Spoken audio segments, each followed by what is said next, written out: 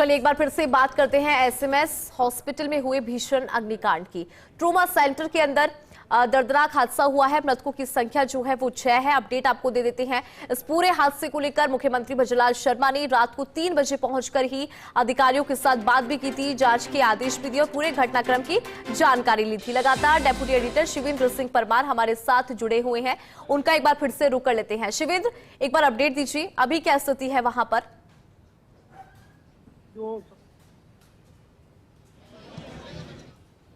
देखिए, इस समय जो सबसे बड़ी खबर है वो ये है कि एसएमएस अस्पताल प्रबंधन का स्टेटमेंट सामने आया है। बहुत जल्दी उन्होंने इसको जारी कर दिया। मुझे तो लग रहा था कि शाम तक वो इसको जारी करेंगे, लेकिन उनकी नीयत खुली है और उन्होंने एक स्टेटमेंट जारी किया है जो मैं आपको पढ़ के बताता हूँ।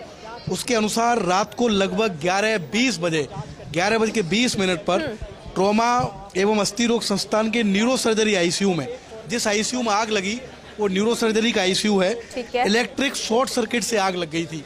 ये बड़ी खबर है कि एसएमएस अस्पताल प्रबंधन ने ये माना है कि जो आग लगी है वो शॉर्ट सर्किट से लगी है। अभी तक कई कारण बताए जा रहे थे कि आग कैसे लगी, लेकिन अभी ऑफिशियल तौर पर एसएमएस अस्पताल ने स्वीकार किया है कि जो आग लगी है वो शॉर्ट सर्किट से लगी है। उसमें आग लगी जिससे पूरे आईसीयू में धुआं हो गया। ट्रॉमा सेंटर के न्यूरो सर्जरी आईसीयू में 11 मरीज भर्ती थे। जिस आईसीयू में आग लगी है उसमें कुल 11 मरीज भर्ती थे। इंदु, तत्काल ही ट्रॉमा सेंटर के अन्य आईसीयू में शिफ्ट कर दिया गया।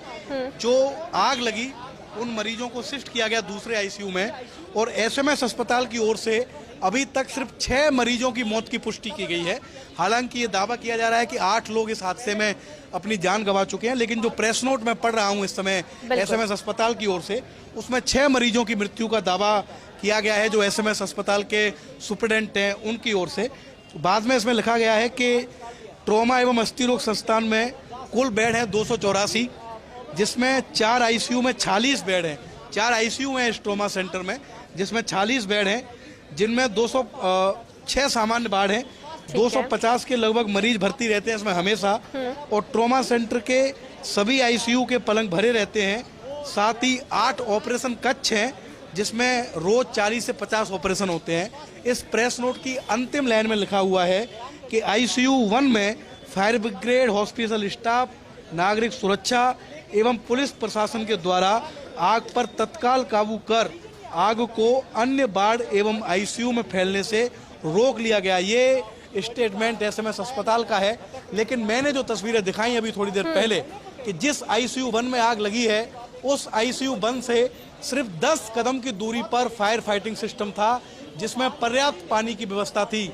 लेकिन दुर्भाग्य है इस प्रदेश की चिकित्सा व्यवस्था का कि उस फायर फाइटिंग सिस्टम को चलाने के लिए कोई व्यक्ति नहीं था। हो सका था सो गया होगा, 11:20 बज गए थे, नींद आ गई होगी उनको, क्योंकि यही हाल है इस अस्पताल का। जिम्मेदार नींद में है इस अस्पताल के, चाहे वो सुपरिटेंडेंट हों, चाहे वो मेडिकल कॉलेज के प्रिंसिपल हों या और जिम्मेदार आदमी हों। इस एसएमएस ट्रॉमा के नोडल प्रभारी की भी सीधी जिम्मेदारी है कि जब आईसीयू से 10 कदम की दूरी पे फायर फाइटिंग सिस्टम था तो वो चल क्यों नहीं पाया, क्यों इंतजार किया गया उसको ऑपरेट करने वाले लोगों का?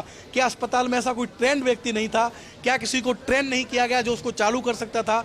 इसका मतलब यह है कि जो मॉक ड्रिल होती है राजस्थान में, हम रोज सुनते हैं एयरपोर्ट पर मॉक ड्रिल, हॉस्पिटल में मॉक ड्रिल, वो सिर्फ टाइम पास की मॉक ड्रिल होती है। जब हादसा होता है तो व्यक्ति को उसके हाल पर छोड़ दिया जाता है जान बचाने के लिए। कोई मॉक ड्रिल काम नहीं आती, कोई रेस्क्यू ऑपरेशन काम नहीं आता। मरीजों के अटेंडेंट जिनका काम था दवा की पर्ची लेकर दवाई लाना, उनको उस आईसीयू के अंदर जाना पड़ा जहां आग लगी थी, उनको अपने मरीजों को बाहर निकालना पड़ा। इस प्रयास में जो कई अटेंडेंट थे वो भी हताहत हुए हैं, उनको भी सांस लेने में दिक्कत आई, उनका दम घुटा। कुल मिलाकर बहुत भारी लापरवाही रही एसएमएस अस्पताल प्रबंधन की, और लापरवाही का सिलसिला अभी भी जारी है। घटना के 12 घंटे के बाद भी अभी तक एसएमएस अस्पताल ने कोई हेल्पलाइन नंबर जारी नहीं किया कि अगर किसी को किसी तरह की जानकारी लेनी है तो इस नंबर पर कोई बात कर सकता है। कोई हेल्प डेस्क नहीं है। बस नेता आ रहे हैं, उनके नेताओं के पीछे डॉक्टर घूम रहे हैं। कमेटी जो बनाई थी उस कमेटी को अस्पताल आने में 2 घंटे लग गए। कहां थे कमेटी के लोग? क्या उनकी नींद नहीं खुली थी? जबकि उस आदेशों में लिखा हुआ था कि कमेटी के जो सदस्य हैं उनको तत्काल मौके पर जाकर जांच शुरू करनी होगी। लेकिन 2-2.5 घंटे लगे कमेटी के लोगों को यहां पर पहुंचने में, और अब वो कमेटी अंदर मौजूद है, जांच कर रही है, रिपोर्ट देगी। लेकिन मुझे पूरी उम्मीद है कि उस रिपोर्ट से एसएमएस अस्पताल के हालात सुधरने वाले नहीं है, क्योंकि एसएमएस अस्पताल में आग लगना उतना ही सामान्य है जितना यहाँ पर मरीजों का आना। यहाँ पर आग लगती रहती है, सुपरडेंट बदलते रहते हैं, डॉक्टर जो मंत्री हैं, अधिकारी हैं, उनके प्रोटोकॉल में ड्यूटी करते हैं, कभी व्यवस्थाओं को सुधारने की कोशिश नहीं करते। और इस हादसे ने एक बार फिर प्रदेश की चिकित्सा व्यवस्था को झकझोर कर रख दिया गया है। जो जिम्मेदार अधिकारी हैं, चाहे वो एसएमएस अस्पताल के सुपरडेंट हों, उनकी अंतरात्मा जागनी चाहिए, उनको इस्तीफा लिख देना चाहिए एक सादा कागज पे। इंतजार नहीं करना चाहिए कि चिकित्सा मंत्री कहें कि आप रिजाइन करो। एक सादा कागज लो, पेन से लिखो कि मैं फेल हो गया, मैं जान नहीं बचा पाया मरीजों की, मैं इस्तीफा देता हूं। इसके जो नोडल प्रभारी हैं, अरे शिवेंद्र, उनको इस्तीफा वो लिख तो देना हमें चाहिए। इंतजार यहाँ पर करवा रहे हैं ना। 12 घंटे बीत गए, 12 घंटे के बाद जो है आप ये देखिए कि एक स्टेटमेंट यहाँ पर आया सिर्फ उनकी तरफ से। और दूसरी चीज शिवेंद्र, यहाँ पर मुख्यमंत्री प्रज्वल शर्मा, जिनके ऊपर पूरे राज्य की जिम्मेदारी, वो 3 बजे पहुंच जाते हैं। अधिकारियों को जांच के बाद जो है वो करते हैं। शिवेंद्र, आगे भी आपसे जानकारी लेंगे, लेकिन फिलहाल के लिए बहुत शुक्रिया। तो देखिए, कई तरह के सवाल यहाँ पर उठते हैं। जो सिस्टम यहाँ पर लगा हुआ है, जो इक्विपमेंट होता है फायर फाइटिंग सिस्टम, उसको क्यों यहाँ पर यूज नहीं किया गया? क्या किसी को यूज करना नहीं आता था? और जो पूरे साल हम देखते हैं मीटिंग्स होती है, मॉक ड्रिल्स होती है,